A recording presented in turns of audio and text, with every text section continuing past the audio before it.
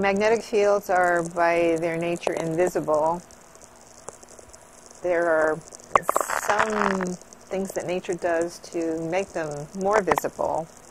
For example, in the corona, the magnetic fields control the atmosphere to the extent that you can see loops.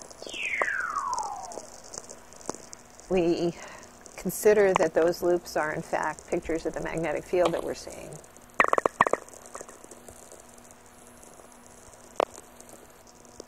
The description that scientists often use is hairy ball. Some of the hair is ingrown so that the loop is attached to the sun at both ends, but some of the hair goes waving out, and when stuff gets on that open field line, it can stream out and become the solar wind. How hairy it is depends on where we are in the solar cycle.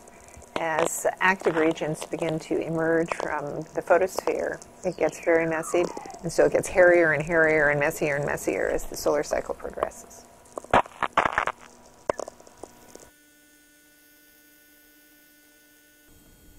And there's no active region around. Magnetic field can be generated just by the turbulent motions itself. And what you see is that all the magnetic field tends to be crushed and centralized in these intergranular lanes, between the bubbles. So if you're looking at the surface, you see these little dancing dots. And they'll appear, they'll emerge, and then they'll move around, and they'll hit each other, and they'll cancel or be submerged. Things happen on many different time scales. Photons take hundreds of thousands of years to random walk their way from the core all the way out to where we see them at the photosphere, yet in a millionth of a second you can have a reconnection or something that completely changes the topology of the corona.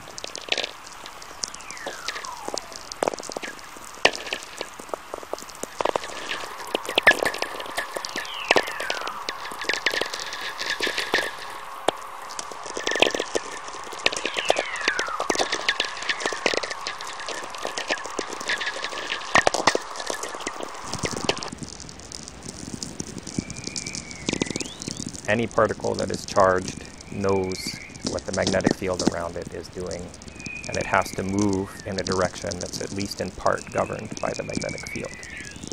And if you have a closed loop of magnetic field, particles moving in that magnetic field will move in such a way that they will never leave. They orbit the magnetic field lines very quickly, and they whiz around back and forth and back and forth. Once they're on those closed magnetic field lines, they stay there as long as nothing else happens. If you were above one given region of Mars's surface, you might see magnetic field lines bursting out straight towards you. And as they get closer to you, they start to curve away and they turn so that they zoom off into the distance, and then they bend back and they go diving back down. But you're not seeing just one of these. You see this happening all around you.